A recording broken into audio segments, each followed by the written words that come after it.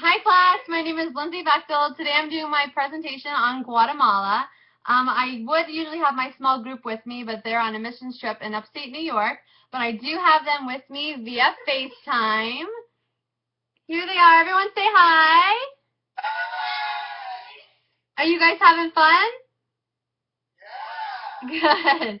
Okay, so I'm just going to put my iPad down right here, my iPad, and speak with them as well as you guys, the class as well.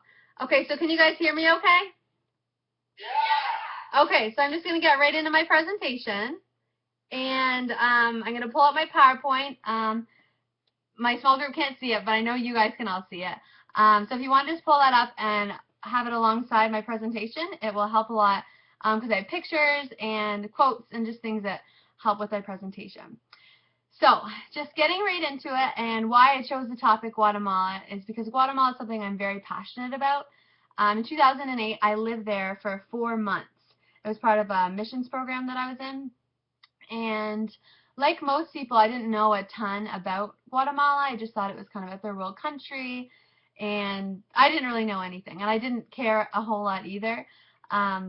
But when I first met my host family and arrived in San Juan, which is the town that I stayed in, I knew my life was going to be forever changed. I just had a feeling, God instilled it in me, and just meeting the people, I knew it was just going to be an unbelievable time.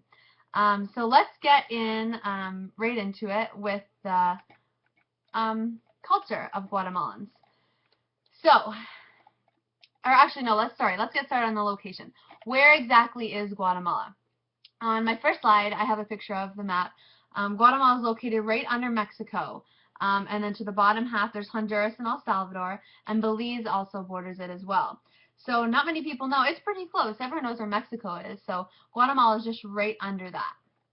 So now that you know the location of Guatemala and where it is, let's get into the culture. So Guatemala is Spanish speaking. They speak little English, although some of the kids, the fortunate kids that go to school, which isn't a ton of them, they do learn English in school and they can communicate. When I was there, I could communicate with some of the kids. There are also 21 distinct Mayan languages that are still spoken as well. These are languages that were created just because they're small communities, small towns, small villages, and they just make up their own language because they have no idea even what Spanish is.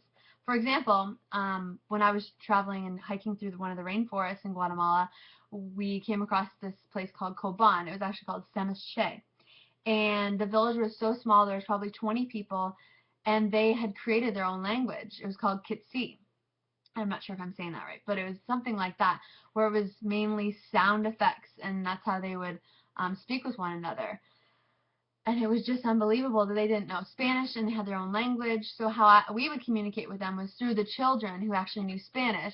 So me and whoever I was with were just learning Spanish. So it was very interesting to communicate through the kids in Spanish. But yeah, that's what an example of what a Mayan language is.